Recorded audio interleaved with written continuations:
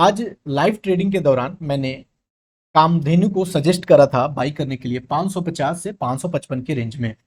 Basically ये pick of the day था मेरा फॉर द स्विंग ट्रेडिंग के लिए मैंने रिकमेंड करा है। बेसिकली तो कामधेनु स्टॉक का हम लोग एनालिसिस करेंगे, फंडामेंटल और टेक्निकल। फंडामेंटल्स क्या है और टेक्निकल पे आपका स्विंग के लिए टारगेट क्या होगा और इन्वेस्टमेंट के लिए क्या आपका राइट एंट्री होगा और क्या टारगेट हो सकती है। नमस्कार, आप सभी का स्वागत है आपके अपने चैनल स्टॉक राजा में। तो वीडियो को लाइक कर दीजिए और चैनल पे नए हैं तो सब्सक्राइब कर दीजिए। मैं आप लोगों के लिए हमेशा ब्रेकआउट स्टॉक और इन्वेस्टमेंट के लिए स्टॉक, स्विंग ट्रेडिंग के लिए स्टॉक रिसर्च करता रहता हूं। कामधेनु लिमिटेड का सबसे पहले हम लोग फंडामेंटल्स देख लेते हैं। फंडामेंटल्स का एक ब्रीफ ओवरव्यू कर लेते हैं, फिर हम लोग टेक्निकल पे डिस्कशन करेंगे। स्मॉल कैप की कंपनी है, बेसिकली 1519 करोड़ का मार्केट कैप है, स्मॉल कैप है। करंट मार्केट प्राइस 564 है, जो कि 555 पे मेरा रिकमेंडेशन था बाई करने का, 50-55 पे। ऑल टाइम हाई इसका 670 का है और 260 52 वीक का लो है। ROCE और ROE की मैं बात करूं तो ROCE आपको मोर देन 20 है और ROE भी आपका मोर देन 20 है, जो कि काफ़ी बेहतर है। और नेक्स्ट में बात करूं थोड़ा सा वैल्यूएशन की, तो थोड़ा सा कंपनी अभी महंगा हो चुकी है, 34 का PE रेशियो है। और साथ में अगर मैं बात करूं सेम सेक्टर की कंपनी से तो थोड़ा महंगी अभी ये मिल रही है आपको, वैल्यूएशन में मेरे अकॉर्डिंग थोड़ा सा महंगा है। देखो सेल्स, थोड़ा सा इस कंपनी के सेल्स को आपको समझना होगा, क्योंकि अगर आप सेल्स देखेंगे तो स्टार्टिंग में 2012 से कंपनी 2019 तक कंटिन्यूअस ग्रोथ दिखाई है कंपनी, बट 2020 से सेल्स में आपको ग्रोथ नहीं मिला है। 2020 में जहां पे 924 करोड़ था, 21 में आपको 625 आ गया, 22 में आपको 600 करोड़ आ गया, 23 में आपको 732 करोड़ और करंट फाइनेंशियल ईयर में 716 करोड़। तो सेल्स आपको 2019 के बाद डिक्लाइन मोड में देखने को मिल रही है। तो सेल्स के साथ एक चीज हम लोग अभी देखेंगे, ऑपरेटिंग प्रॉफिट को। तो इस पे अगर आप गौर डालेंगे, सेल्स अकॉर्डिंग तो कंपनी हमें दिख रही है कि कंपनी परफॉर्म अच्छा नहीं कर रही है, लेकिन अगर आप ऑपरेटिंग प्रॉफिट को देखेंगे तो जहां पे 2019 में हाईएस्ट ग्रोथ अपना 1232 करोड़ कंपनी रिपोर्ट की थी, वहीं पे ऑपरेटिंग प्रॉफिट इसका 54 करोड़ था। अगर करंट फाइनेंशियल ईयर की अगर आप बात करेंगे या लास्ट फाइनेंशियल ईयर की 2023 की मैं बात करूं तो सेल्स आपका सिर्फ 732 करोड़ का है और सेल्स आपका 60 करोड़ का है। एग्जैक्टली करंट में भी 716 करोड़ का आपका सेल्स है, वहीं पे 58 करोड़ का आपका प्रॉफिट है, ऑपरेटिंग प्रॉफिट है। फिर हम लोग नेट प्रॉफिट की भी डिस्कशन करेंगे। और 2022 की भी मैं बात करूं तो 600 करोड़ का जहां सेल्स है, वहीं पे आपको 55 करोड़ का ऑपरेटिंग प्रॉफिट है। यानी मार्च 2021 से आप बात करेंगे तो कंटिन्यू आपको 1920 से भी अगर आप देख लेंगे तो कंटिन्यू आपको ग्रोथ ऑपरेटिंग प्रॉफिट पे दिख रही है। अब इसमें डिफरेंस क्या है कि जहां पे सेल्स कम हो रहा है लेकिन ऑपरेटिंग प्रॉफिट बढ़ रही है। तो सबसे बड़ी इसमें आपको चीजें देखने को मिलेगी एक्सपेंसेस की।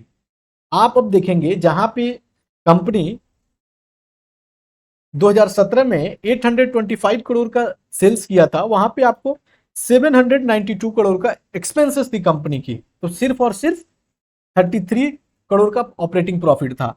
हर साल अगर आप इसके एक्सपेंसेस पे नजर डालेंगे तो कंपनी का एक्सपेंस 2019 तक सेल्स भी बढ़ा और साथ में कंपनी का एक्सपेंसेस भी बढ़ता रहा।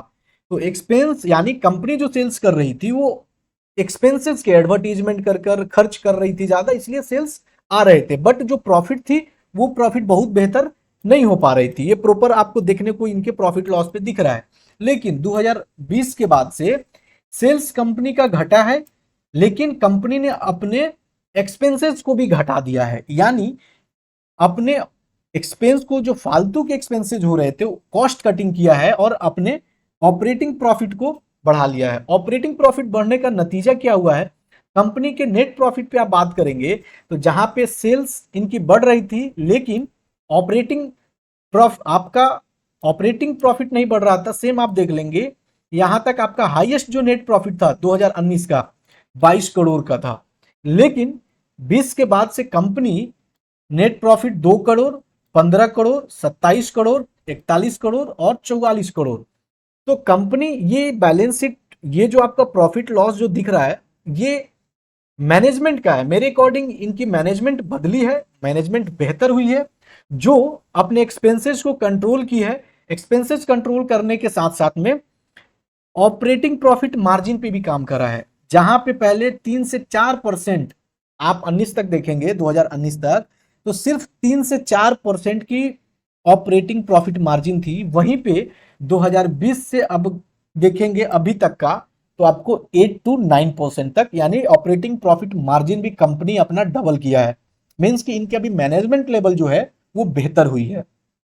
तो मेरे एंड से प्रॉफिट एंड लॉस आपको सेल्स पे सिर्फ नहीं, बाकी और चीजों को देखते हुए मेरे अकॉर्डिंग यहां पे भी फिट बैठती है कंपनी, अच्छी है। बैलेंस शीट पे 27 करोड़ का इक्विटी कैपिटल है, जहां पे कंपनी के पास रिजर्व कैपिटल 158 करोड़ है और बोरोइंग सिर्फ 4 करोड़ है, यानी लोन ना के बराबर है कंपनी का। रिजर्व कैपिटल पर्याप्त मात्रा में कंपनी के पास पड़ी हुई है। शेयर होल्डिंग पैटर्न की अगर मैं बात करूं तो थोड़ा सा शेयर होल्डिंग में डिक्रीज हुआ है, ऑलमोस्ट 5 से 6% का, जहां पे 64% से ज्यादा की होल्डिंग थी, वहीं पे डिक्रीज कर कर प्रॉफिट बुकिंग प्रमोटर ने अपना करा है और अभी 58% से भी ज्यादा की है। तो ओवरऑल प्रमोटर का होल्डिंग अच्छी है, जहां पे एफ आई का इन्वेस्टमेंट बढ़ा है, डीआई कांस्टेंट है, बट अगर देखेंगे डीआई थोड़ा सा डिक्रीज किया है और पब्लिक सेक्टर का भी यहाँ डिक्रीज हुआ है, क्योंकि यहाँ पे एफआई का एंट्री इसमें बड़ी है। तो ओवरऑल अगर मैं मानूं तो शेयर होल्डिंग पैटर्न मेरे अकॉर्डिंग ठीक है, मोर देन 50% है प्रमोटर्स का होल्डिंग। बैलेंस शीट पे भी कंपनी के पास पर्याप्त कैश है, लोन ना के बराबर है। प्रॉफिट एंड लॉस की मैं बात करूं तो पिछले 4 साल से कंपनी अपना नेट प्रॉफिट में इजाफा किया है, मैनेजमेंट बेहतर हुई है कंपनी की, ऑपरेटिंग प्रॉफिट में सुधार लाई है, कंपनी अपने एक्सपेंसेस को कम किया है, माना कि सेल्स डिक्रीज हुए हैं, बाकी चीजों को बेहतर करके कंपनी नेट प्रॉफिट में इजाफा की है। बाकी थोड़ा वैल्यूएशन की बात करूं तो थोड़ा सा वैल्यूएशन महंगा हो चुका है, सेम सेक्टर की कंपनी के साथ अगर करेंगे तो मोर देन 30 का पीई रेशियो थोड़ा सा महंगा हो चुका है। ओवरऑल आरओसी और आरओई बहुत बेहतर है, मोर देन 2020 का है दोनों। तो मेरे एंड से कामधेनु लिमिटेड फंडामेंटली अच्छी शेयर है। अब इसको टेक्निकल पे देख लेते हैं कि थोड़ी वैल्यूएशन महंगा क्यों है, टेक्निकल पे क्या रनअप, पिछली पास्ट रनअप क्या रही है और कहाँ एंट्री है, स्विंग ट्रेडिंग का क्या टारगेट होगा और इन्वेस्टमेंट के लिए आप कहाँ पोजीशन बना सकते हैं। हम लोग आ चुके हैं, लॉन्ग टर्म का चार्ट है, लंबे अवधि में हमेशा मैं चार्ट पे एनालाइज करता हूँ। तो अगर आप लंबे टाइम फ्रेम पे देखेंगे तो कंपनी आपको हायर हाई, आपको सिर्फ इस कंपनी को टाइम देना होगा। लंबे टाइम फ्रेम पे आप देख रहे हैं तो आपको हायर हाई देखने को मिल रही है। बट मैं पिछले 1 साल की मैं बात करूं, पिछले 2 साल की, तो पिछले 1 साल यानी 2022 से 23 में कंपनी का एक एकुमुलेशन हुआ है पूरी तरह से।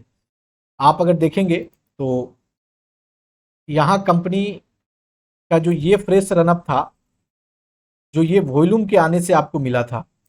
तो ऑफ कोर्स टेक्निकल चार्ट पे मैं कुछ चीज़ों का यूज करता हूँ। सबसे पहले लंबे अवधि का चार्ट रहता है, 50 और 200 का मूविंग एवरेज मैं इस्तेमाल करता हूँ और वॉल्यूम को एनालाइज करता हूँ।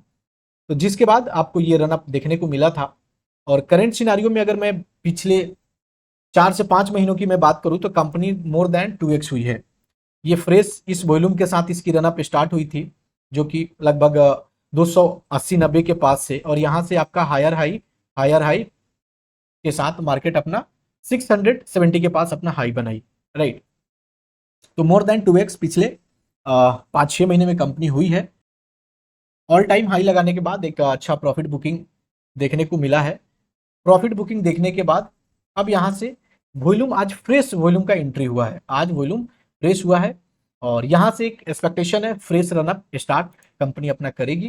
तो मेरा बेसिकली स्विंग के लिए जो सजेशन था लाइव मार्केट में 555 और 550 से 555 के बीच का, तो ऑलरेडी आपका जो स्विंग का पोजीशन होगा, आपका पहला टारगेट होगा 580 का, देन आप 620 के लिए जा सकते हैं और ऑल टाइम हाई के लिए।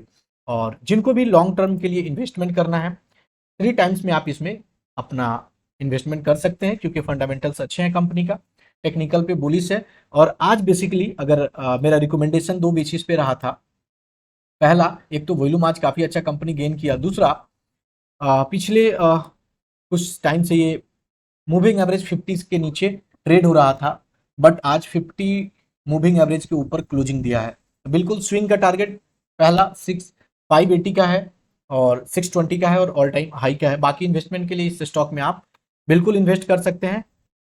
अगर आप चैनल पे नए हैं तो सब्सक्राइब कर दीजिए, सपोर्ट कीजिए, वीडियो को लाइक कर अपना प्यार दिखाइए, दोस्तों के साथ जरूर शेयर कीजिए। धन्यवाद।